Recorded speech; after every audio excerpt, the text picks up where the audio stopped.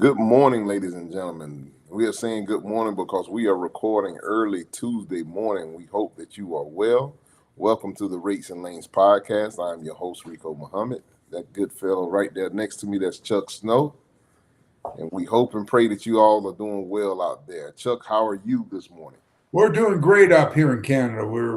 I'm looking forward to this show because we got a lot to offer today. It's gonna be a great show. Yeah, I'm going to jump right into the affairs of this. And, we like to always start out with this is the most important aspect of your business is fuel. This is one of the things that if you are an owner operator or running a small fleet, this is probably your biggest expense now.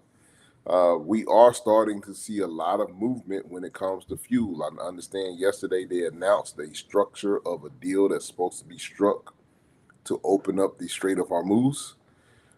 That alone sent oil prices down. From what I think, the last time I looked, I think oil was under $80 a barrel. You're right. It was $80 last night, under 80 when we went to bed. So we're looking at that average fuel. excuse me. Average fuel cost was $5.21 per gallon on average for last week, and that was down by 14 cents from the previous week, which is always that's the right direction that we want to go in. Yeah. So as you see, prior week we were averaging $5.35 per gallon, and moving over the East Coast, I think was the highest average during the week at $5.15. Lower Atlantic was your sweet spot, finding fuel on average at $4.94. Important side note to always remember, we're going to go and start going into the rates. So always remember when we show the rates for each different segment, that is the fuel surcharge is not included in that average, cost per mile. I'm saying cost per mile, but in the average that we're showing, the average rate per mile, that fuel surcharge is not included in that number. And so without any further ado, jumping over into the dry van portion of the report. As we can see right now, dry vans on average is at $2.37 per mile on average. And like I said, that is without this fuel surcharge included. That is up. That's down 1 cent from last week and up 42% above last year's average. We're showing that it's a 31% above the 5-year non-pandemic average. So what DAT does, they back out those pandemic years because those were sort of anomalies. So they try not to include those different spikes within the report and the reporting data, because how often are we going to have a pandemic? Hopefully that was once in a lifetime type. Load to truck ratios are still very strong for drivers. It's holding it on average 9 loads per truck. And we have load postings. Load postings are down by 15%. And equipment posting is down by 5%. So it kind of balances out a little bit right now. After a 7-week run up, dry vans cooled slightly, but still remains exceptionally strong. So always remember, it's always dependent upon your market. And just to kind of, before we go a little bit further, we was talking before the show, and I want to kind of get on my soapbox a little bit. And because I'm starting to notice a little bit on social media that I'm going to call them grifters. It's a good way to call it. It's a good term.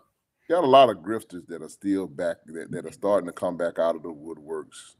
They have their little master classes and this, that, and the third. And if you can go and get information for free, it's always a good thing. If they have something where they're offering something for free, but I'll be very cautious on buying someone's master class or foolproof method to make money in trucking. There's a lot of information that is out there nowadays, ladies and gentlemen, and a lot of times these people that are claiming that they know so much and can do so much, they really don't have. If you really put them through the sniff test, they really don't have the credentials to really back that. they are selling you something that they haven't done technically themselves, or they're selling you theory. They're not really giving you real world experience, and I really highly caution you to really take that with a grain of salt. It's good if you want to, like I say, it's okay if you're getting information, but you're not paying for the information, because with all of the technology that is out here and all of the different resources that are out here, there is more than enough resources for you to find the information that you need and that you want without having to pay somebody $3, $4, $5,000 to get it. Rico, if I can just interject for a second, if I am not mistaken, our friends at NASDAQ. Now, if you're a new carrier and you want to join NASDAQ, you can't join NASDAQ until you take their course. And if you're going to take a course of any type, I would suggest take the NASDAQ course, because I know they're not going to try to sell you snake oil. And whatever they try to sell you or teach you will be for your benefit.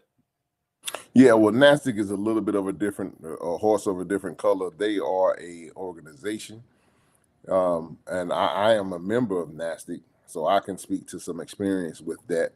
They offer what they call their new entrant. It's a new entrant training program. It's designed to help get you some tools. They're going to sell you some stuff at the new entrant, at their seminar. They are going to sell you some stuff. They're going to try to sell you on their insurance. They're going to try to sell you on their fuel card, and a couple other different products that they have rather. You don't necessarily need any of those things. You don't need them. They would help with your operation tremendously, and for the most part, they had a tremendous. I haven't kept up with it. But they did have a tremendous track record of new entrants that come in not failing their audit. It was tremendous because they kind of laid everything out for you to make sure that you pass, to make sure that you get through. And the new entrant audit or examination is not a super high hurdle to pass, but it definitely helps when you have a sheet of laid out objects and benchmarks that you need to make sure that you're covering. And if you know that you need to have all those bases covered, 9 times out of 10, they're going to put everything right there for you to have it. When I went through my audit, it was a breeze, simply because I had went through the NASDAQ training myself. But yeah, in organizations like that have something that's more of a reputable. I'm talking the one. Yeah, and that's where I think our listeners should go if they're going to spend money. Join NASDAQ. I'll tell you one thing, and you know it is better than anybody, Rico. You're going to get your fuel a hell of a lot cheaper. Well, joining NASDAQ, joining NASDAQ and the fuel surcharge, the fuel discount that you get through NASDAQ, it will pay for the membership within the first month. Yeah, and the membership's only $250. So, and I want this on record. Rico and I was a member of NASDAQ when I was in the industry for decades. Rico is still a member. We are not reimbursed, rewarded, or anything by NASDAQ. We're just giving out that organization's name for no other reason than we know they're honest and they won't lead you up the garden path. Absolutely. Well, without any further ado, we'll jump over into let's jump over here to flatbeds. Flatbed has been still on a tear. It is still the darling of all the different segments right now. Flatbed showing at $2.94 on average. Once again, it's 1 cent up, 1 cent from the previous week. Record high, 13 straight weeks of gains. 13 straight. Just let that sink in for a second. 38% above last year. Last year's rates at this time. Also 31% above the 5-year non-pandemic average.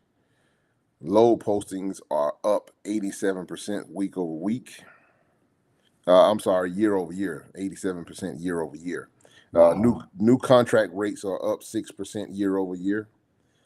Get a load of this one, even though it's down slightly. Load to truck ratio on average for flatbeds is at 62.38%.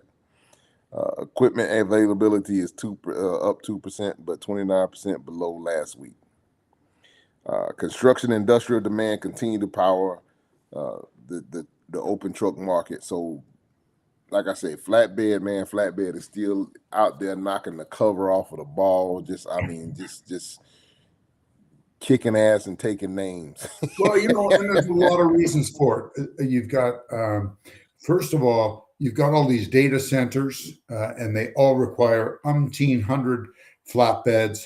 Every time we hear of some sort of an emergency disaster anywhere in North America, whether it's a forest fire, earthquake, it doesn't matter. You need flatbeds to recover. First of all, you need flatbeds to clean it up, and you need flatbeds to recover. Right. Every time a plant shuts down or moves from California to Texas, you need flatbeds to haul the machinery. It's just one thing after another. But you have to know what you're doing. And if I can give any advice to anybody in this business that is new at it or wants to learn about it, if you can get into a good flatbed company and learn the ropes, it's not an easy job. This is probably, I would say it's the hardest job there is of all trucking, next to cattle hauling. And you have to know what you're doing, but you can learn, and they've made it easier with these, what we call covered wagons, these Conestogas, where you don't have to tarp the way you used to, because tarping, it doesn't matter if you're going around the corner or around the continent, it's quite a job, and it's an art form, but you get paid for it. Absolutely. And jumping over to the segment that is near and dear to my heart, we are talking about the reefer portion of the report. Reefers have checked in, showing on average of $2.68 per mile on the average. Once again, the caveat: fuel surcharge is not included in these rate per mile averages that we are going over today. So some people may be saying, "Well, I'm moving freight for a lot more than that." I hope so. I hope so. Hopefully you have you've calculated and put your fuel surcharge on top of that average rate. I say this once again before we go any further, and we've touted this and we've beat this horse, and hopefully a lot more people have kind of taken this under advisement. But please understand your cost per mile, ladies and gentlemen. Understand, if you don't know or haven't figured it out, there is AI out there that can help you tremendously, and it's free.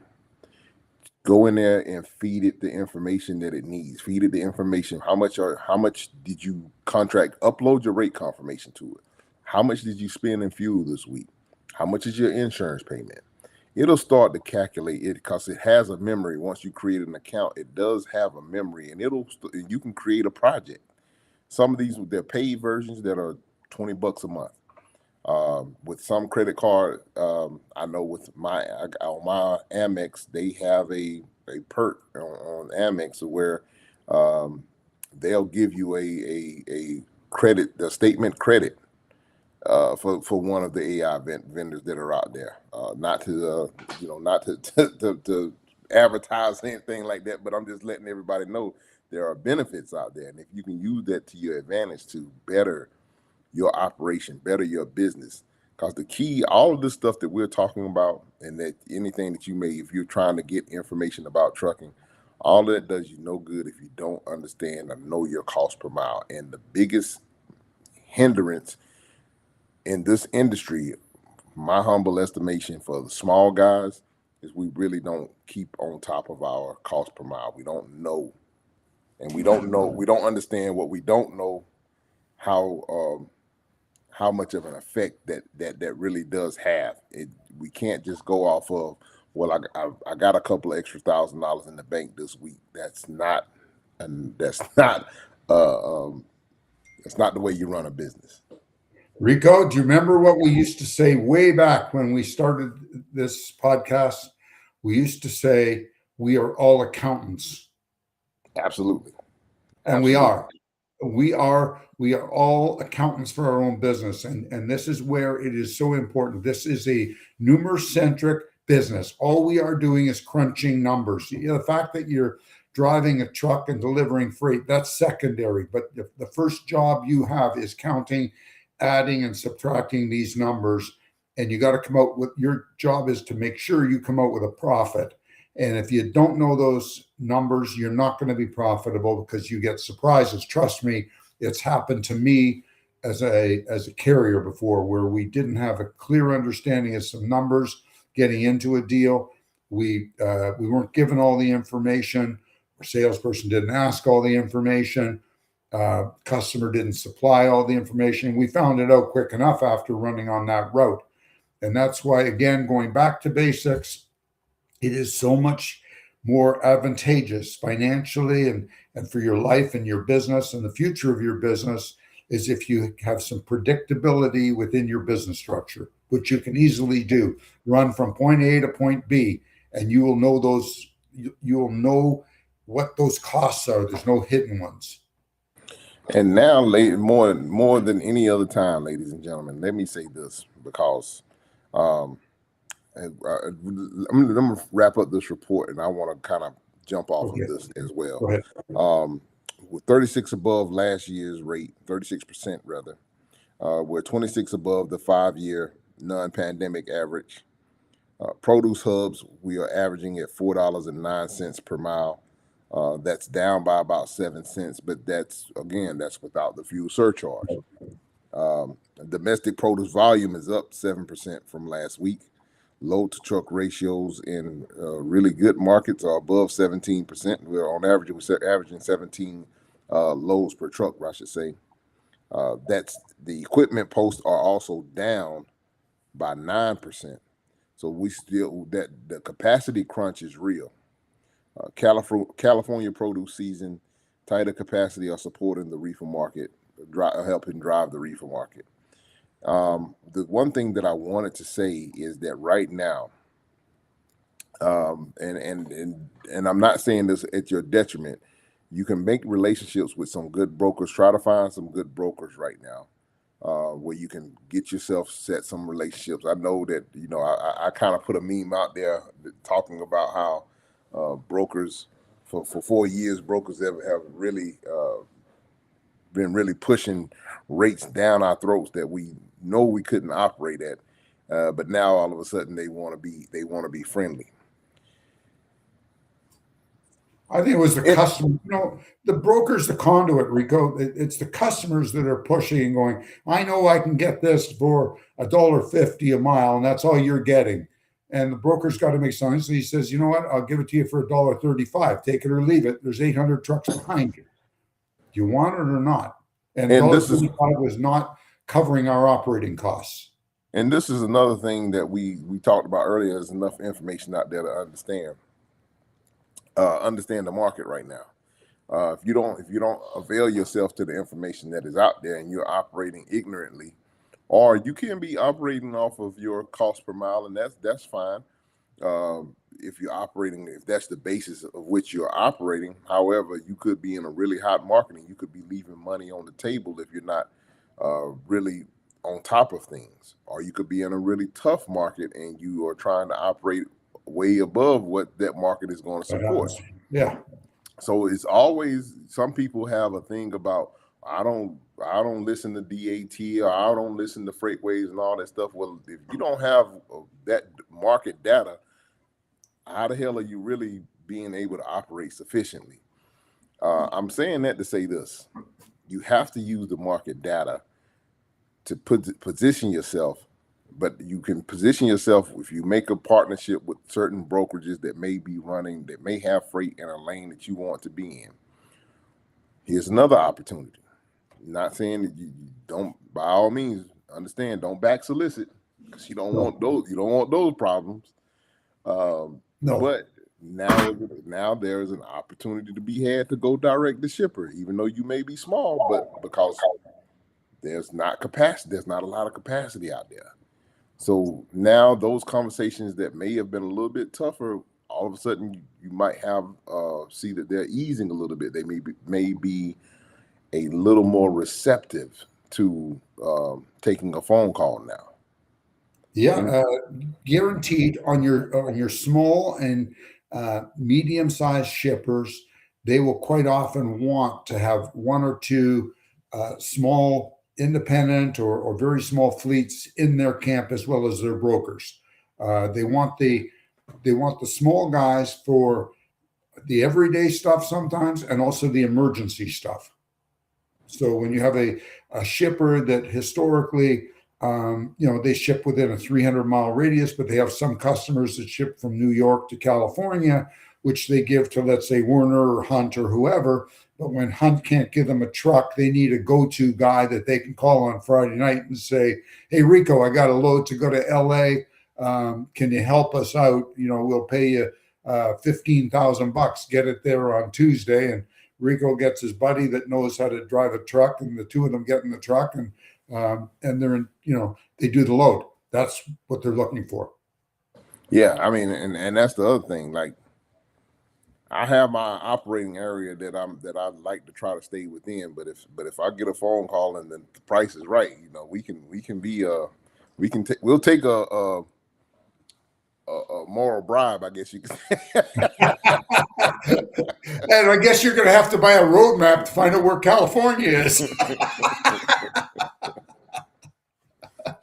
Man, for some of those rates I've been hearing coming out of California, man, I wish I had the equipment to really go into California. Good. Well, yeah, and a lot of people do not want to go into California. Yeah. That's part of the issue. So they've kind of put themselves in a horrible box. I'll tell you something else I've noticed, Chuck. A lot of people are steering clear of Arkansas, Tennessee, Mississippi. There's a little bit more of a heavy enforcement going on in those areas, and man, I'm seeing really good rates to support those areas at this time too. Well, there's I was talking to my son, and there's an awful lot of Canadian carriers that have lost capacity because they don't want to go into certain areas in the U.S. And they're just getting rid of drivers that aren't the right ones to send into those areas. Right. About somebody's immigration status, they're not sending them to Arkansas or Oklahoma. Another thing I noticed, I know we talked about it a few weeks back, but they seem to be cracking down really heavily on the carriers that are coming in and moving freight that are from Canada or Mexico and moving freight within the United States. They are really. I've seen another story where they got like 3,500 people and lost their visas. Oh yeah. Now, so how this works? We are, as Canadians and as Mexicans, we are legally allowed to pick up a load in let's just say California and drop it in Buffalo. We're legally allowed to do that under the Transportation Act. However, the Immigration Act forbids it. There is no leeway in this whatsoever. You cannot. There's no gray area. It's black and white, and you cannot do this because you're taking work away from an American.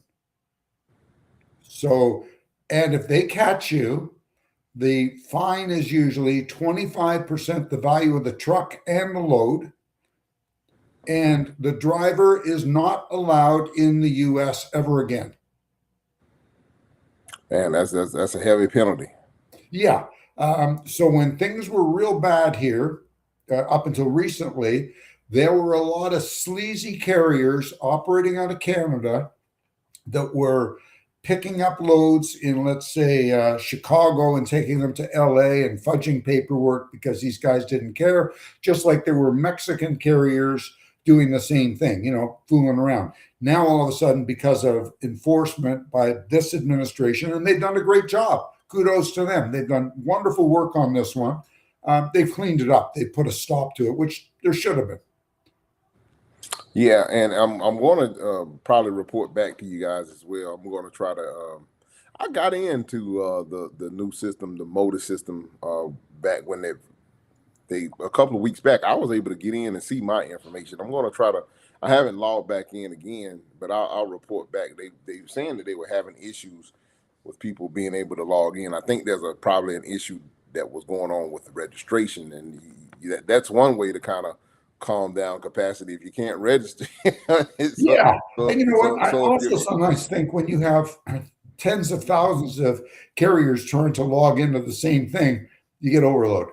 yeah, so not only new entrant, but if we talked about the chameleon carrier. If your chameleon can't chameleon anymore, Which is great. That was my biggest concern, which I think you have put my concerns to rest, is that these chameleon carriers would come right back out of the woodwork again like cockroaches.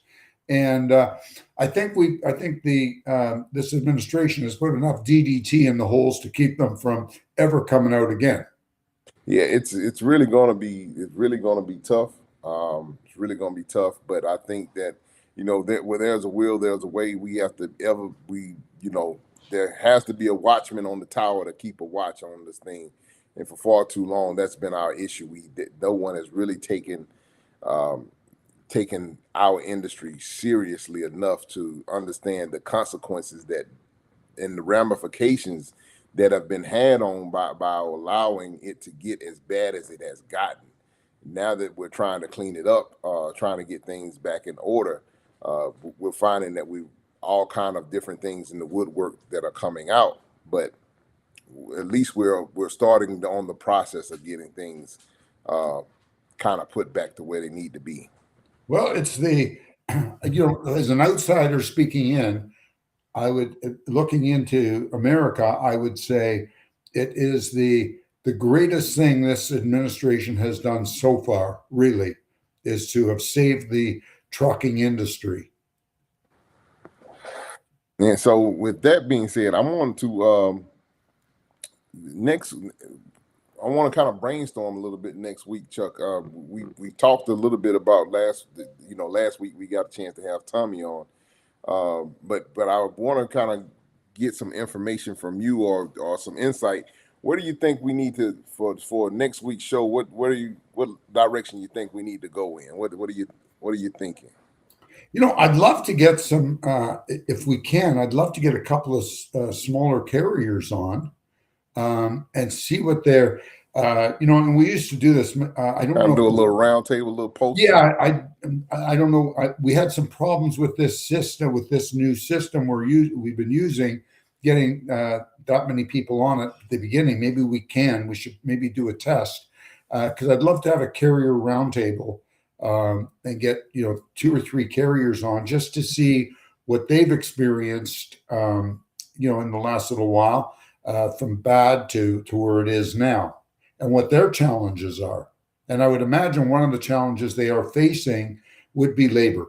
Okay, well, let's put that out there to the audience. Some guys and girls, if you be interested in coming on and joining the carrier roundtable, shoot us a message, and we'll be trying to make sure that we take a look, and we'll see if we can organize and find a time that works. If we have to pre-record, or if we may be able to go live. Yeah, whether it's 2 trucks or 2,000 trucks, it doesn't matter because you've all got different. The person that's running 2,000 trucks certainly has a different perspective than the person running 2 trucks, but we're all in the same business. Absolutely. Well, Chuck, anything you want to add before we get ready to back out of here and get out of here for the week? Well, I just wish everybody a very profitable and safe week, and just do things right.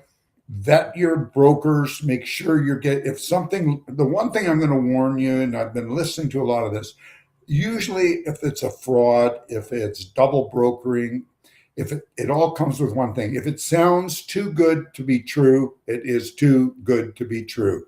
If somebody's offering you $5,000 for a load from Charlotte to Atlanta, come on, wisen up. It's not real. There's something weird about it. Find out, be careful.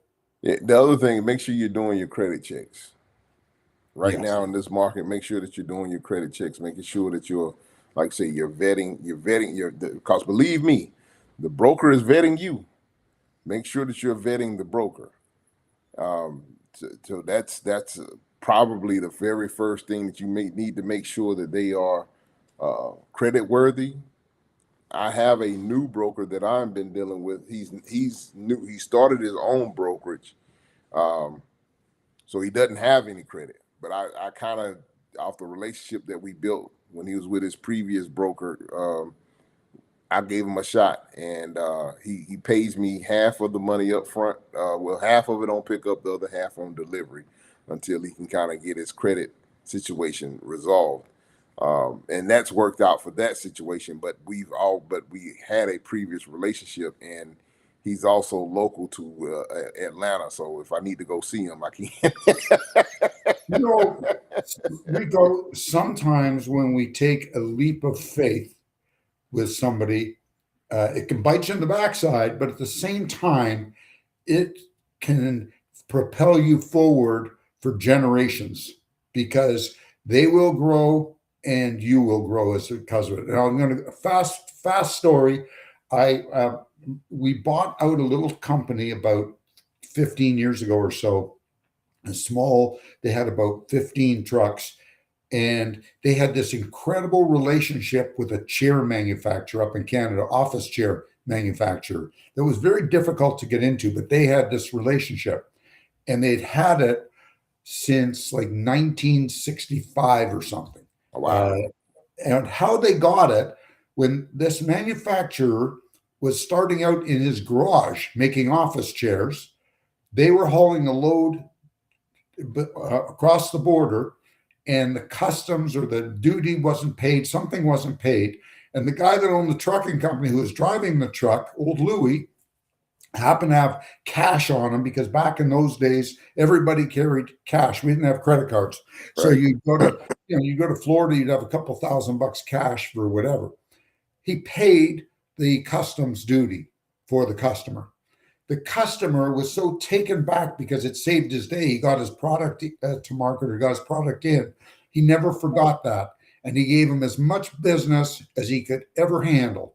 That's all that man needed for outbound freight, was that. And that's because of that incident. And they remained, this guy and his family had run of this factory. If they wanted a chair, they just took a chair. They could take it. As a matter of fact, the son had the same chair that the president of the United States sat on, because they always made the president his chair and donated it to the president's office. Wow. So that's the sort of relationship you will build if you take the leap of faith with somebody. Oh man, that's a great story. That is an absolute great story. This goes to now show. I have something like that didn't work out. Okay, that happens to be a really good one. Of course, there's always a flip side. Exactly. Well, ladies and gentlemen, we hope that you guys found some of the information that we shared with you guys valuable. Hopefully you found value in that information. Hopefully we've been a little bit entertaining. And if you enjoyed what you've heard and seen today, please tell a friend to tell a friend about the show. Make sure that you like, share, and subscribe. I kind of left that off at the beginning, but make sure that you do that. And if you would, please, please, please stay safe out there. Stay healthy. Keep it in between the mustard and the mayonnaise. We'll talk at you same time, same place next week. God bless you and good night. Catch you on the flip-flop. God bless. Be safe.